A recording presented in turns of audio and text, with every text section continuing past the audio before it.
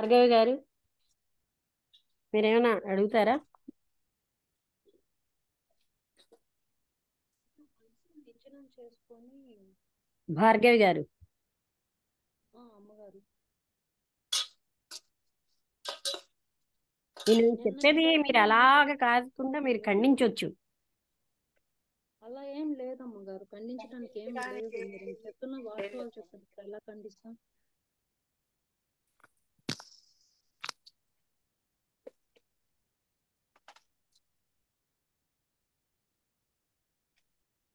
భార్గవి గారు, మీరు మాట్లాడటం లేదేంటి?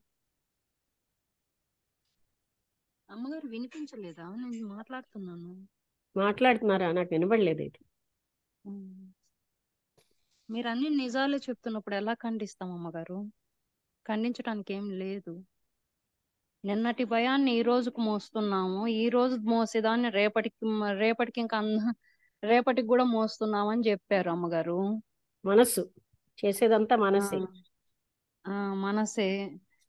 తెలిసి తెలిసి ఉన్న దాంతో తెలియని అనంతత్వాన్ని పట్టుకోవాలని ప్రయత్నిస్తున్నాం. మనసు నిశ్చలం చేసుకొని ఉమ్. ఆ పట్టుకో. మ- వాట్ ఈజ్ ఉమ్, లో ఆ యథార్థ స్థితిలో ఉంటేనే అనంతత్వం ఉంటుంది. ఉమ్. బాగానే గ్రహించారు. అర్థమవుతుంది అమ్మగారు, కానీ నాకు చెప్పే విధానం తెలియట్లేదు. పర్వాలేదండి, ఎలా చెప్పినా ఉమ్, పర్వాలేదు. ఇప్పుడు మీరు చెప్పే బ్రహ్మాండంగా ఉన్నాయి ఆ పాయింట్లు. అది అనంతత్వం, మనస్సు ఎప్పుడు పరిమితత్వం, అది తెలుసున్న ఫీల్డ్ లోనే పనిచేయగలదు, తెలియంది అది వెళ్ళలేదు. అదే మీరు ఉమ్. చెప్పారు కదా. అవునమ్మగారు. మనం నిత్యం అన్ని మనసుతో పట్టుకుంటాం కనుక అది అనంతత్వాన్ని మనసుతోటే పట్టుకుందామని ప్రయత్నిస్తున్నామని తెలియదు, ఉమ్, పట్టుకుంటాను అంటాం అంతే కదా. ఉమ్. ఇంకా స్టార్టింగ్ లో కూడా మీరు ఒక వాక్యం చెప్పారు అమ్మగారు, జీవితానికి ఎంత దగ్గరగా వస్తున్నాము అంటే మృత్యువుకు కూడా అంతే దగ్గరగా వెళ్తున్నాము అనేది. అది కూడా అసలు తెలుసుకోలేకున్నాము. మృత్యు అంటే శరీరం చనిపోవడం కాదండి, ఆ ప్రతిదీ చనిపోవాలి. ఈ రోజు ఇవాళ ఆ తెలుసుకుని ఇప్పుడు మనం ఏదో మీతోటి ఇక్కడ అక్కడ వెళ్ళాము, ఇవాళ ఏదో అంటే సినిమా అక్కడితో వదిలేయాలి, అది అంతే, ఆ క్షణం వదిలేయడమే. ఉమ్, అలా జీవించినప్పుడు చనిపోవడం అని అంటున్నారు. గతాన్ని చనిపోవడం అని అంటే అర్థం ఏంటి? ఇక్కడికక్కడ వదిలేయాలి. ఆ, అప్పుడు న్యూనెస్ వస్తుంది. ఆ గతం ఉమ్. ఉండగా న్యూనెస్ రాదు. అందుకే మనకి బోరింగ్ లైఫ్ అంతా.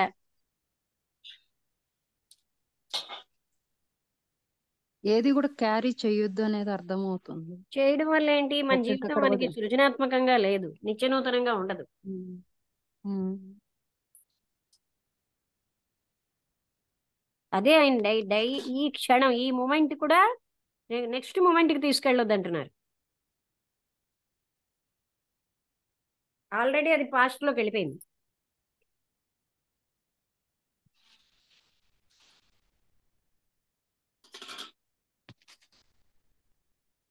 బాగానే గ్రహిస్తున్నారే మీరు, చెప్పండి అలా. ఎందుకు బాగానే అంటే మీరు గ్రహిస్తుంది చెప్పట్లేదు ఎందుకో. చెప్తే అందరికీ కూడా మరొకసారి కన్ఫర్మ్ అవుతాయి కదండి. ఒకరు చెప్పడం వల్ల ఒకరికి కొన్ని విషయాలు గట్టిగా వెళ్తాయి.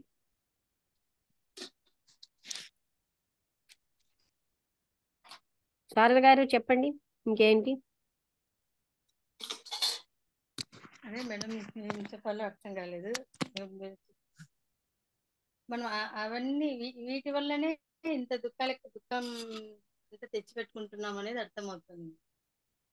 ఉమ్. అంటే అంత మన చేతిలోనే ఉంది, కానీ కోరి దుఃఖాన్ని తెచ్చిపెట్టుకుంటున్నాము అనేది మన చేతిలో అర్థమవుతుంది. ఎక్కడుంది? అంటే అది ఎలా మనస్సు అంటే చేతుల్లో ఉంది.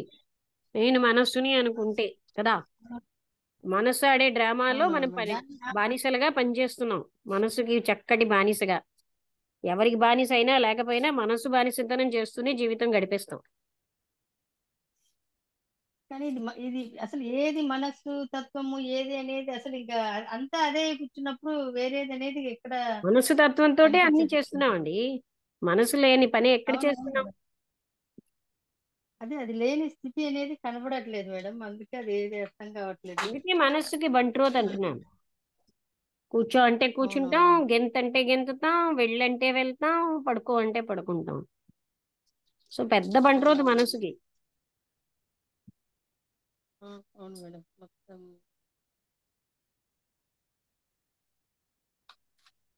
అది ఏం ఒకసారి అది ఏం చెప్తే దాన్ని అలా చేస్తూ వెళ్తున్నాం కాబట్టి మనకు ఇది అవుతుంది.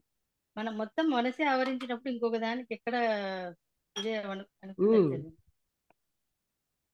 ఇంకొకటి అందుకే ఏదో అన్ని ఉందా అనేది మనసుతో కూడా. చేస్తాం, అనంతత్వాన్ని కూడా మనసుతో పట్టుకుందామని ప్రయత్నిస్తాం, ఫెయిల్ అవుతున్నాం.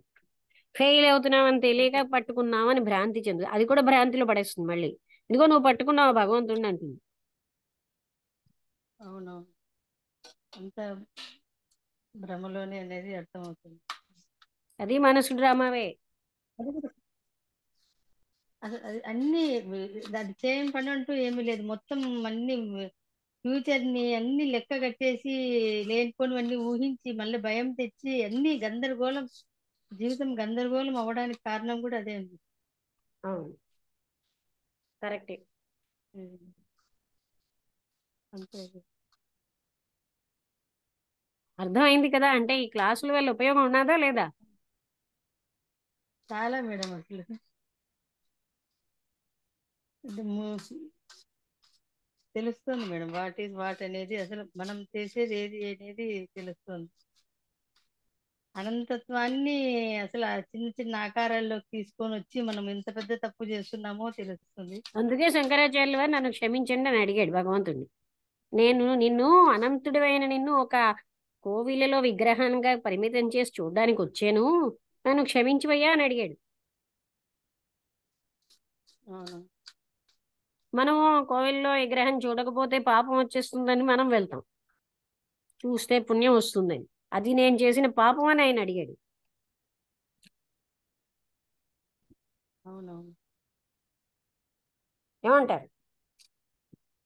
కరెక్టే మేడం. అది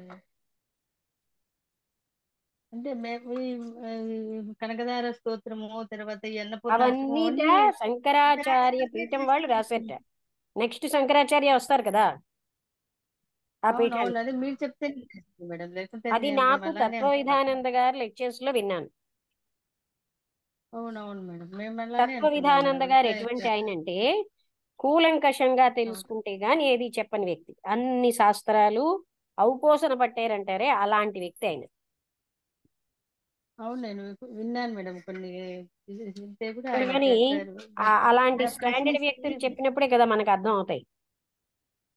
ఇదే మీలాగే అవునవును అందరూ మేడం. అతను ఎందుకు ఇవన్నీ రాశాడు అలా మాట్లాడుతూ ఉంటారు. అప్పుడు అతనితో కూడా అలాగే అంటే అతను అది చెప్పారు. దానికి నేను మీద ప్రూఫ్లు కూడా ఇస్తాను అని చెప్పారు. అవునవును, అదే శంకరాచార్యుడు ఎప్పుడు నేను అద్వైతమే చెప్పాడండి. ఒక వీడియోలో కూడా విన్నాను మేడం. అతను ప్రశ్నిస్తే మీరు ఇలా చెప్తే మాకు ఇన్ని ఆశ్రమాలు, ఇన్ని మఠాలు అన్ని కూడా ఈ వ్యవస్థ అంతా దెబ్బతింటుంది అని తను అడ్డుకున్నారని కూడా విన్నాను. దెబ్బతింటే, సత్యం కోసం దెబ్బతింటే దెబ్బతింటాను. ఏమంటారు? మొత్తం అంటే అసత్యం మీద ఫండ్స్ బేస్ మీదే అయినవన్నీ దెబ్బ నడుస్తుంది తినాలి కదండి. మఠాలన్నీ. ఇప్పుడు మనుషుల నుంచి డబ్బులు కలెక్ట్ చేయడానికి అవన్నీ దెబ్బ తింటున్నాయి వాళ్ళకి. అంతా ఇది మీరు ఇలా మనుషులు ఇది బలహీనత వదిలేస్తే చేస్తున్నారు. దెబ్బలు, వాళ్ళకి డబ్బులు పోతున్నాయి కదండి. అది అవును, దెబ్బతిండం అంటే. ఆశ్రమానికి మనుషులకు బలహీనత ఉంటే కదా ఇస్తారు. అక్కడ ఏమీ అవ్వదు అంటే ఎందుకు ఇస్తారు డబ్బులు? అవును, అంటే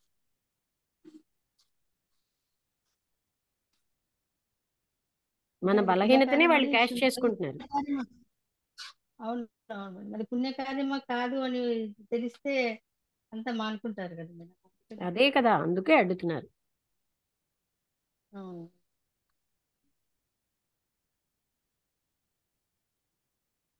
ఓకే అండి, ముగించేద్దాం.